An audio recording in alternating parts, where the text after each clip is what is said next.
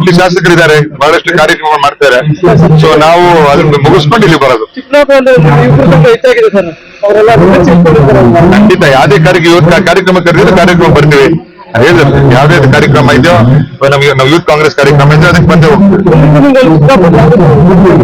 ಚಿಕ್ಕಬಳ್ಳಾಪುರ ಜನ ಕಾಂಗ್ರೆಸ್ ಪಕ್ಷಕ್ಕೆ ಶಕ್ತಿ ಕೊಟ್ಟಿರುವಂತ ಒಂದು ಜನ.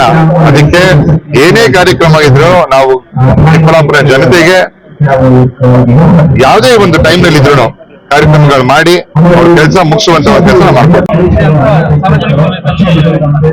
ಇವಾಗ ಶಾಸಕರು ಅವ್ರದ್ದೇ ಒಂದು ಬಿಹೇವಿಯರ್, ಅವ್ರದ್ದೇ ಒಂದು ಭಾಷೆ, ಅವ್ರದ್ದೇ ಒಂದು ಶೈಲಿ ಇರುತ್ತೆ.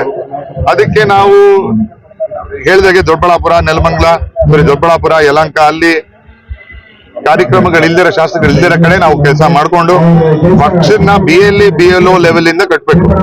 ಬರೀ ಇದನ್ ಮಾಡ್ಕೊಂಡಿದ್ರೆ ಆಗಲ್ಲ. ಅದಕ್ಕೆ ನಾವು ಆ ಕ್ಷೇತ್ರಗಳು ಮಾಡ್ಕೊಂಡು ಇಲ್ಲಿ ಮುಂದೆ ಬರ್ತೀವಿ. ನಾವು ಒಂದು ಹೇಳ್ತಾ ಇಲ್ವಾ, ಡಿಜಿಟಲ್ ಡೇಟಾ ನಮ್ ಕೈಲಿ ಯಾರು ಕೊಡ್ತಾ ಇಲ್ಲ. ನಾವು 6 ತಿಂಗಳಲ್ಲಿ ಯಲಹಂಕದ ಮಾಡಿದೀವಿ, ಬೇರೆ ಕ್ಷೇತ್ರಗಳಲ್ಲೂ ನಾವು ಈ ಒಂದು ಸರ್ವೆ ಮಾಡಿಸ್ಕೊಂಡ್ ಬಂದಿದ್ವಿ. ಬಹಳ TDS ಪ್ರಾಸೆಸ್ ಆಗುತ್ತೆ. ನೀವು ಅನುರಾಗ್ ಠಾಕೂರ್ ಅವ್ರ ಮಂತ್ರಿಗಳು ನೋಡಿದ್ರೆ 2 ದಿನದಲ್ಲಿ ಇಡೀ ಒಂದ್ 10 ಪಾರ್ಲಿಮೆಂಟ್ ಡಿಜಿಟಲ್ ಡೇಟಾ ಕೊಟ್ಬಿಟ್ಟಿದ್ದಾರೆ. ನಮಗೂ ಡಿಜಿಟಲ್ ಡೇಟಾ ಕೊಡ್ಲಿ, ನಾವು ಅದರದೇ ಒಂದು ರಿಪೋರ್ಟ್ ತೆಗಿಸಿ ನಿಮ್ ಮುಂದೆ ಎಲ್ಲ ನಿಜ ತಂದಿಡ್ತೀವಿ ನಾವು.